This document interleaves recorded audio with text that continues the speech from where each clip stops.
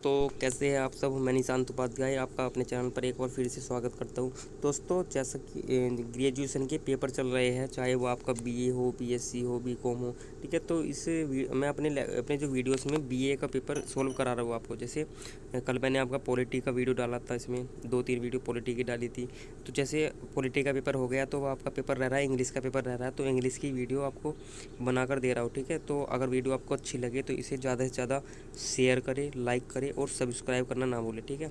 तो जैसा मैं अब आपको बता देता हूँ कि आपकी जो सीसीएस यूनिवर्सिटी मेरठ का पेपर है, चौधरी चरण सिंह यूनिवर्सिटी मेरठ में जो पेपर होने वाला है, परसों को जो पेपर होगा 12 तारीख में, उसमें 2 पेपर हो गए। उसमें आपको एक कोड चुनना होगा।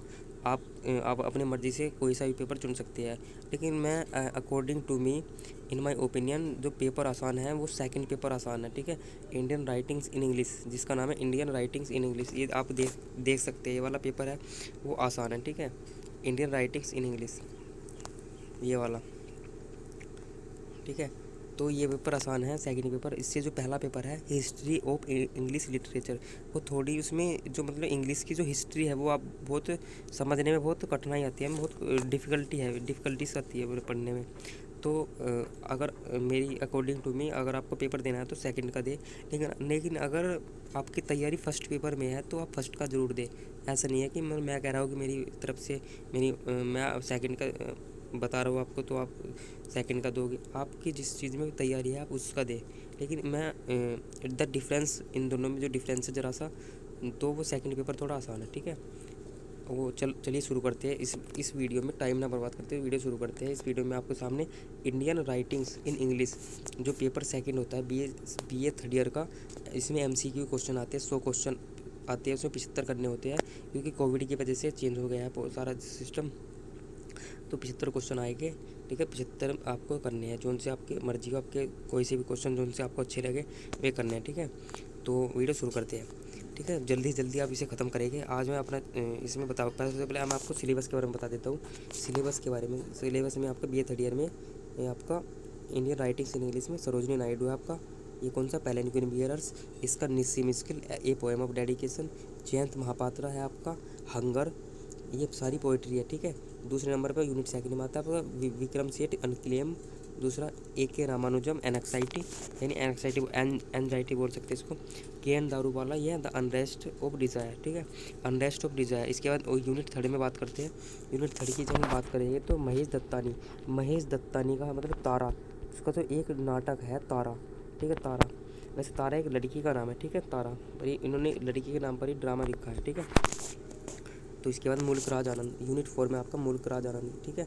अनटचेबल, ये आपका फिक्सन है, ठीक है, फिक्सन।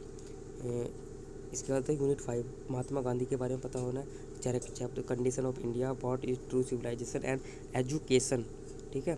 तो अब मैं आज आपको सरोजनी नायडू के बारे में पढ़ाऊँगा। सरोजनी नायडू जो आपका पहला चैप्टर है, सरोजनी नायडू, जल्दी जल्दी ख़त्म करेगा। अगर आप इसे वीडियो को लाइक करेंगे, सब्सक्राइब करेंगे, तो इसका नेक्स्ट पार्ट मैं जल्दी लेके आऊँगा, ठीक है। आप कमेंट बॉक्स में बताइए कि आपको किस राइटर की पहले चाहिए, ठीक है। मतलब जयंत महापात्रा, बहुत सारे राइटर हैं, कौन सी वीडियो आपको पहले चाहिए, ठीक है। कमेंट बॉक्स में आपको बताना है, ठीक है। तो वीडियो शुरू करते हैं दोस्तों। वीडियो शुरू करते हैं। वीडियो में सरोजनी नायडू आता है पहला जो आपका राइटर आता है सरोजनी नायडू, पोएट, ठीक है। सरोजनी नायडू के बारे में तो आप पहली बात ही जानते हो। सरोजनी नायडू हमारी उत्तर प्रदेश की पहली राज्यपाल थी, ठीक है। हमारे जो राज्य उत्तर प्रदेश की पहली राज्यपाल थी, ठीक है। इसके बारे में देख लेते हैं। Sarojini Naidu was born on 13 फरवरी 1879, 13 फरवरी 1879 को सरोजनी नायडू का जन्म हुआ था। दोस्तों मेरे एक बार मैं बोल रहा हूँ तो आपको रिपीट करना है आपको, क्योंकि सन भी पूछ लेता है। 13 फरवरी 1879 को हैदराबाद में हुआ था, ठीक है। हैदराबाद कहाँ पर है, ये है आपकी आंध्र प्रदेश तेलंगाना की राजधानी, ठीक है। ये ब्राह्मण फैमिली में होता है, ब्राह्मण family. The family had migrated from ब्राह्मण गाँव, जो ये ब्राह्मण गाँव से आए थे, ठीक है। A village in the East Bengal, East Bengal Bengal में, बंगाल था उसका पहला नाम क्या था, ईस्ट बंगाल था। सी हैड 6 सिस्टर, उसके 6 भाई बहन थे, ठीक है। सरोजिनी नायडू के 6 भाई बहन थे।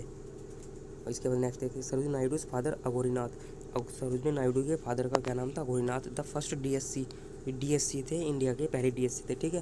प्राइमरली प्राथमिक रूप से ही वह साइंटिस्ट थे।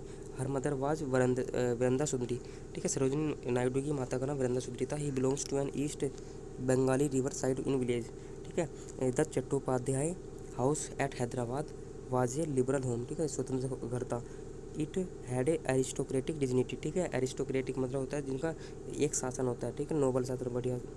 Hair Hindu and Muslim and Christians, Parsis, Sikhs and Brahmins, Shudras and indeed all living things and honoured and equal place. ठीक है, इक्वल माने जाते थे उस टाइम। ठीक है, कौन कौन?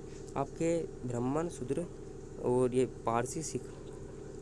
इसके बाद बात करते हैं next line. It was confluence of ancient India, sophisticated medieval Muslim culture and of the modern west. ठीक है, इसके बाद next, anybody who England, anybody कोई भी जो इंग्लैंड से वापस आया था, एंड स्पोक इंग्लिश फ्लुएंटली बोलता था, was regarded as only second to the divine creator himself.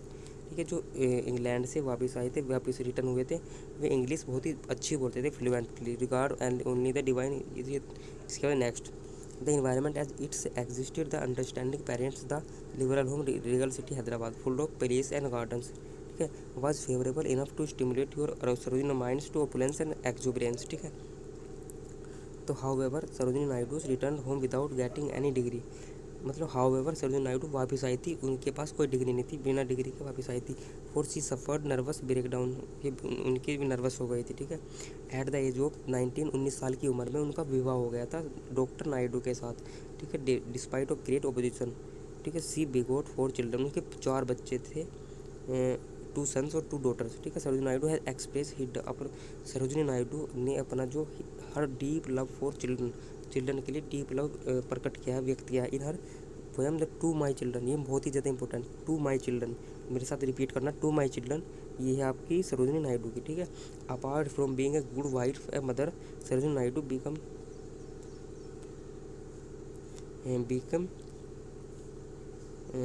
Mother Beckham public figure in renowned poetry. ठीक है, रेनोड पोइट्री सरोजिनी नायडू जानी जाती थी। ठीक है, पब्लिक में। सरोजिनी नायडू डाइड इन हार्सनर, Sarojini Naidu UP governors on 2 March 1949 को, जब वह उत्तर प्रदेश की राज्यपाल थी, तो उनकी मृत्यु हो गई थी।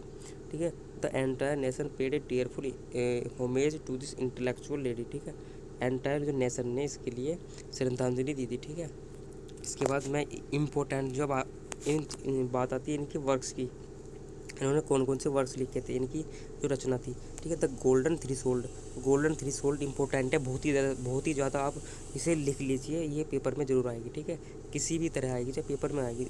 ऐसा आएगा कि what is the first books of Sarojini Naidu, ऐसा आ सकता है, कुछ भी आ सकता है, तो आपको पता होना चाहिए, भली बात है। द गोल्डन थ्री सोल्ड है 1905 में फर्स्ट पहली थी। द बर्ड ऑफ टाइम 1912 में। ठीक है, द ब्रोकन विंग 1917 में। द सेप्चर्ड फ्लड 1946 में। द फादर ऑफ डाउन 1927 में। फर्स्ट होमेसली यानी मरणोपरांत 1961 में हुई थी। ठीक है,